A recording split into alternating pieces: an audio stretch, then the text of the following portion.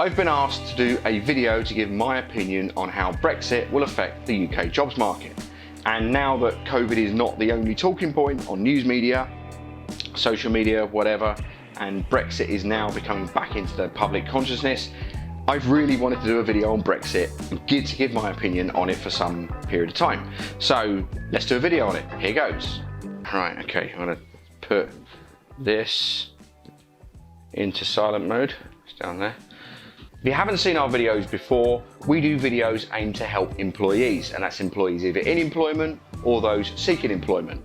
The purpose of the channel is to be very authentic, very real, and sometimes give you the hard facts and the hard truths and the things that I think a lot of other channels don't really want to say. If you like the sound of the channel, do consider subscribing to our channel. If you do so, don't forget to click the little bell icon so you're not going to miss any one of our videos, and select all. And at the end of this video, if you do like this one, or you just love all of our videos, click the like button now anyway, because that helps the reach and that helps us get to 1,000 followers. Keep supporting the channel, keep watching all our content, let's keep going, and let's get to this video. So to kick off, I'm doing this video unbiased. This isn't a leave or remain type video, and I have no intention, for the record, of trying to convince anyone who's watching this video whether they should have voted one way or another. As far as I'm concerned, you're all grown adults and you'll all have your own opinion. But obviously I voted one way, and my opinion hasn't changed, and that was based on a few factors that I thought were correct then and I still think are correct now.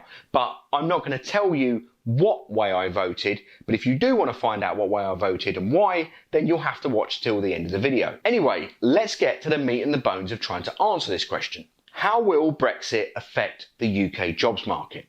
Well, the economy is officially in recession, but if I'm being honest, I wouldn't read too much into the term recession at the moment because of the way things have gone. Basically, for a country to be considered as being in recession, it needs to have 2 consecutive financial quarters of economic decline. However, the only way to gauge whether a country has been in recession is after 6 months have passed. And the ironic thing about the UK's recession is that by the time the recession was announced, it was given 2 months after the 6-month period, or the 2 economic quarters of decline, had happened. And the funny thing is that the 2 months in between that it took to then announce that the country was in official recession, well, the UK's economy had actually grown between 7 to 8%. So the reporting is quite delayed. Think of it as if getting your news headlines just 2 months late. Anyway, what this does mean is that it will have an impact one way or another on the UK jobs market once Brexit kicks in proper. Now, for the record, we officially leave Europe after December 31st, 2020. Well, the impact of Brexit on the UK jobs market, well, that's going to depend on one of 2 circumstances. So what I want to do in this video is explore what those different circumstances are and how they will affect the UK jobs market. The 2 circumstances in question are whether we have a hard Brexit or a soft Brexit, and then dependent on what way that goes, how that's going to affect different industries. From there, we can then see whether the industry that you work in is going to benefit or lose out, dependent on what way those outcomes come about. Hopefully that makes sense. Let's explore the hard Brexit outcome first. A hard Brexit means crashing out of Europe without a trade deal. Think of it a bit like going for a drink with your work colleagues, only you sit on a separate table alone away from them. The benefits, therefore, are that you don't need to go and buy them a drink, but they're not going to be buying you any drinks either. Now, if a hard Brexit does happen, the only industries that are going to gain from it in the UK and the only jobs markets that are going to be benefiting from it are going to have to fulfil 3 criteria. 1, the industry has a UK demand, as in the industry is not going to be reliant on exports to Europe, because that's going to be a bit of an issue, certainly in the short term anyway. 2, the industry does not require support from EU countries, as in when building a car, if the only engine that fits the chassis happens to be made in Germany, yeah, you're going to have a little bit of a problem with that. 3, the investment is there from the UK, as in if all the people that have the money to be able to create jobs in the UK sod off abroad, then who's going to pay for things that are going to create jobs in the first place? Now, without going through every industry and every niche of every industry in the UK, as that would create a really boring long video, hopefully with those 3 circumstances, you can work out whether that's going to be a benefit or a loss to the industry that you work in if a hard Brexit were to come about. But what about a soft Brexit where we did manage to get a trade deal with the EU? Now, using the pub analogy a little earlier on, think of it like you've still gone to the pub, you've still gone with your work colleagues and you're still on your own table separately from them, but now you're all sharing the tab for the drinks. But getting a trade deal with the EU, that could still have negative consequences on certain UK industries. UK companies under a hard Brexit would no longer have EU competition. Therefore, the market that exists in the UK, well, they could easily expand more into it.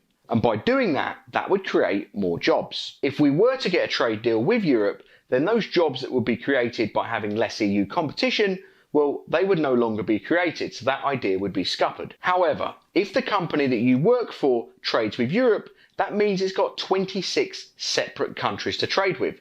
That's 26 separate customers. But if we don't get a deal with Europe, instead of having 26 separate customers to trade to, you've only got one, us.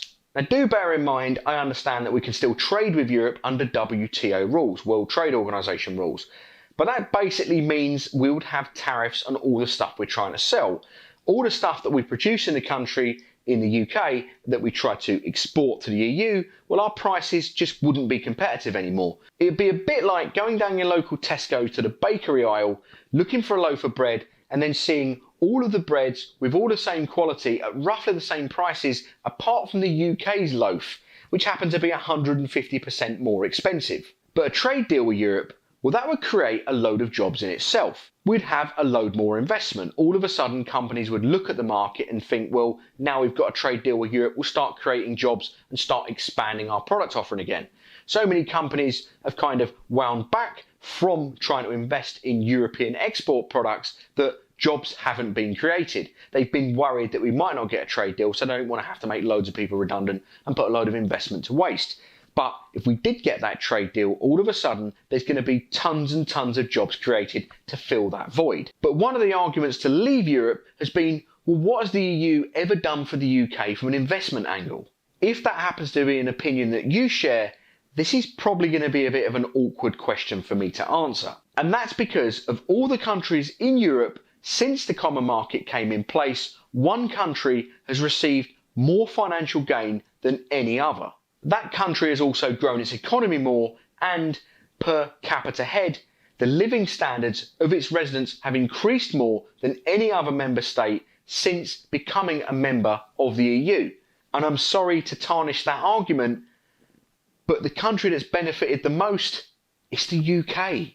If we leave the EU, we lose all that investment that's benefited this country so very much. Think about it. If you're a wealthy business person, are you going to invest in a country that's got 26 free trade partners, or are you going to a country that's got no free trade partners? I know what one I'd put my money into, and it wouldn't be the UK if we couldn't trade with the EU. But saying that, it's not all bad news. If you happen to work in an industry that's already got investment in the UK, already has a market in the UK, and would benefit from having less competition from the EU, then you're onto a winner. But if investment is going to be an issue, if supply chains are going to be compromised, and if demand drops off, I'd seriously think about changing jobs now and moving to a safer industry. So finally, how did I vote on Brexit? I voted Remain. I think leaving the EU is a bad idea. But rather than go on a rant and pull up a bunch of statistics to convey my argument and then slag off the opposition in the process, as seems to be the done thing, I'm going to go over a more diplomatic and pragmatic approach to convey my argument. You see, the arguments for leave and remain, well, the ones you hear tend to come from the loudest dogs in the kennel, as I would describe them. So I guess as opposed to many of the arguments that Remainers will have, leaving the EU, it actually won't be that bad. It's not really going to be quite as hideous as it has been portrayed to be in the media.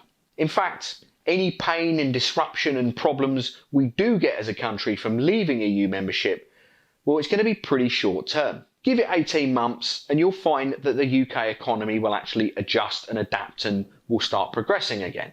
It won't actually be that bad. It will find a way, it will sort itself out, and any niggles and problems that you would have had initially, well, they'll smoothen out. So the economy won't fall apart. We won't have 50 years of economic disruption.